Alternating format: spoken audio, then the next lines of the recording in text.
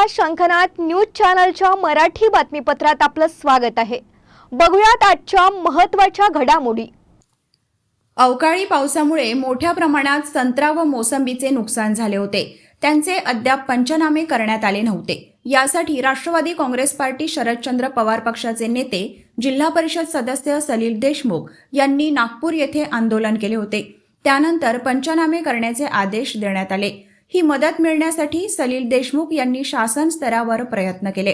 त्यांच्या या पाठपुराव्याला यश आले असून प्रति हेक्टरी 36,000 रुपयांची मदत जाहीर करण्यात आली असून ती शेतकऱ्यांच्या खात्यात टाकण्याची प्रक्रिया सुरू झाल्याची माहिती सलील देशमुख यांनी दिली आहे। काटोल व नरखेड तालुक्यात अतिवृष्टीमुळे संत्रा व मोसंबीवर बुरशी रोगाचा प्रादुर्भाव झाला होता। यामुळे मोठ्या प्रमाणात संत्रा व मोसंबीचे नुकसान झाले होते। नुकसान होऊन पंचनामे करण्याचे आदेश हे तत्कालीन महायुतीच्या सरकारने दिले नव्हते। नुकसानीचे पंचनामे होण्यासाठी त्यांनी निवेदने सुद्धा दिली होती, तरी सुद्धा यावर कोणतीही कारवाई झाली नव्हती।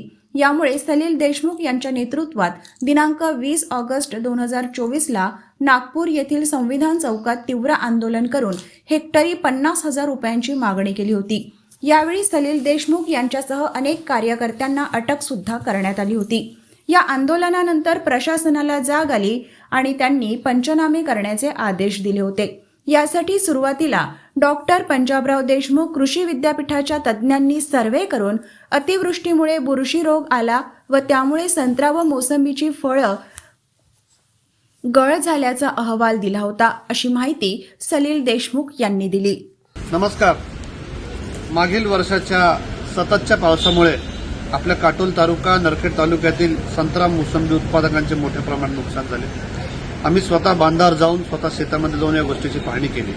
पाहणी केल्याच्या नंतर याचं निवेदन दिलं।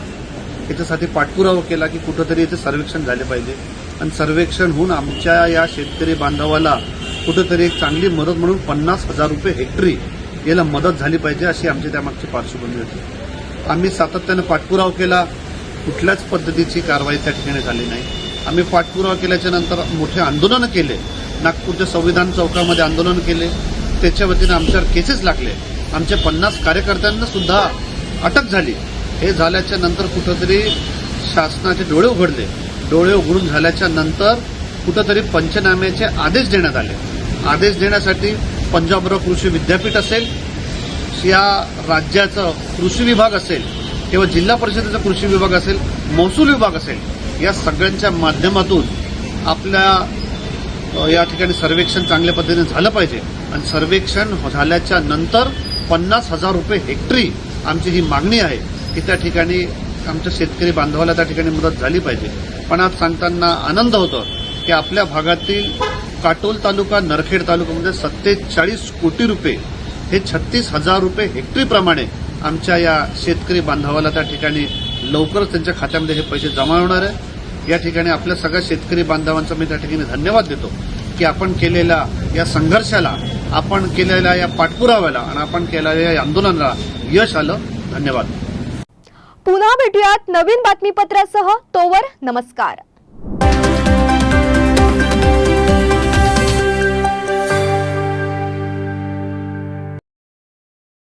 क्या आप इंटीरियर के बारे में सोच रहे हैं पर डिजाइन फाइनल नहीं कर पा रहे? होम इंटीरियर या ऑफिस इंटीरियर, किसी भी डिजाइन आइडिया को रियलिटी में कैसे बदले, आज हम ये जानेंगे इंडस्ट्री एक्सपर्ट्स से।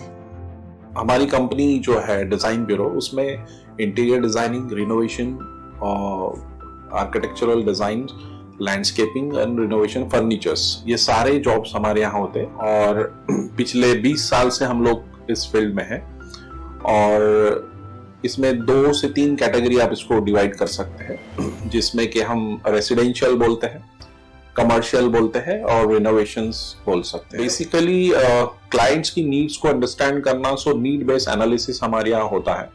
सो क्लाइंट्स के लिए हम लोग परफेक्ट इसलिए हो जाते हैं या हम उनके लिए दोबारा या किसी क्लाइंट्स के लिए हम चौथी बार काम कर रहे हैं because of their confidence with us, कि वो हमारे ऊपर रिलाई करते हैं। हम लोग अमित को पहले से ही जानते थे, तो उनको हमने बुला के उनको जो स्ट्रक्चर है यहाँ पे ब्रिक्स वर्क चल रहा था तभी से उनको कांटेक्ट किया, उन्हीं को जगह दिखाई, उनको स्पेस डिजाइन करने के हिसाब से कांटेक्ट किया। उन्होंने डिजाइन बना के दिया काफी अच्छा।